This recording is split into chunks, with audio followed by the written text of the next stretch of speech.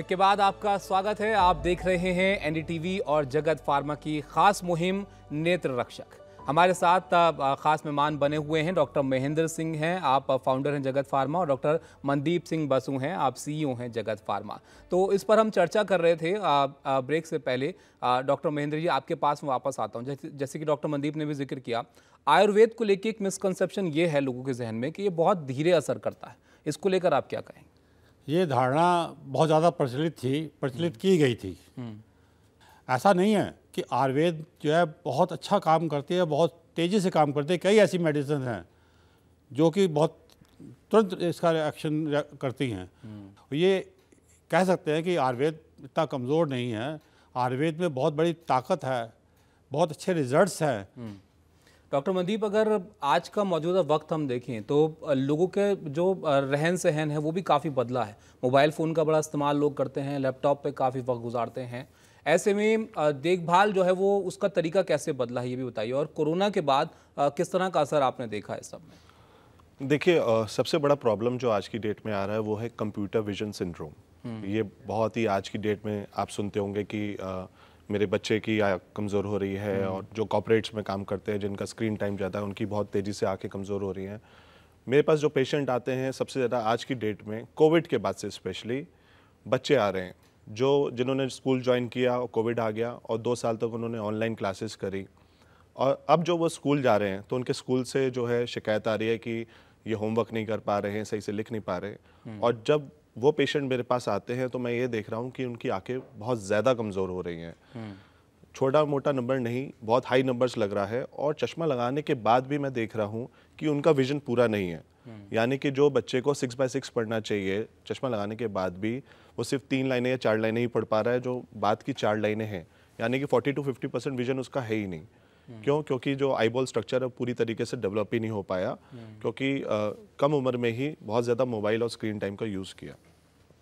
दूसरा, आप कॉर्पोरेट्स की बात करें तो कॉर्पोरेट्स में भी यही चल रहा है कि सबसे ज़्यादा स्क्रीन टाइम, हर टाइम आप लैपटॉप पे हैं, वर्क शेड्यूल आपका ऐसा है, तो उनकी भी विजन बहुत तेज़ी से कम हो रही है। मायोपिया डिजनरेशन हो रहा है उनका, जिसकी वजह से धीरे धीरे उनकी रोशनी कम होती जा रही है।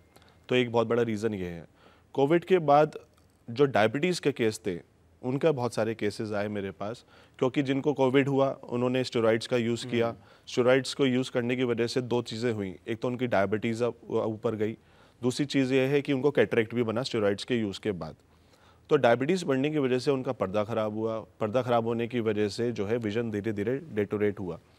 इसमें ऐसे केस में जो डॉक्टर्स करते हैं जिनका पर्दा ख़राब होता है, वो उसमें इंजेक्शंस लगाते हैं रेटिना के ऊपर और फिर लेज़र सर्जरी करते हैं। लेकिन जो रोशनी चली गई होती है उसका कोई ट्रीटमेंट नहीं होता। लेकिन जो लोग डायबिटीज़ को कंट्रोल नहीं कर पाते उनका विजन फिर से कम हो जाता है। और बहुत सारे केसेस में विट्रस हेमरेज भी होता है, जैसे खून आ जाता है पर्दे पे। ब्लड प्रेशर बढ़ने की वजह से जो डायबिटिक केसेस होते हैं उनको ब्लड आता है पर्दे पे, और फिर उसके बाद वो ब्लाइंडनेस हो जाती है उनको। इन डैट केस जो इलाज करते हैं वो पर्दे को ठीक करने का करते हैं दवाइयों से, बिना किसी साइड इफ़ेक्ट्स के, बिना किसी इंजेक्शन के, बिना किसी लेज़र के। तो जैसे जैसे लोगों का रहन सहन बदल रहा है वैसे जाहिर है आपको ध्यान रखने के तरीके भी बदल रहे हैं। आपको बहुत सारी चीज़ों का ख्याल यहाँ पर रखना चाहिए। डॉक्टर मनदीप, इसी को अगर देखते हुए मैं आपसे ये पूछना चाहूँगा कि जो नेत्रहीनता के ख़िलाफ़ आपकी लड़ाई है, जाहिर आप बहुत कोशिश भी दिशा में कर रहे हैं।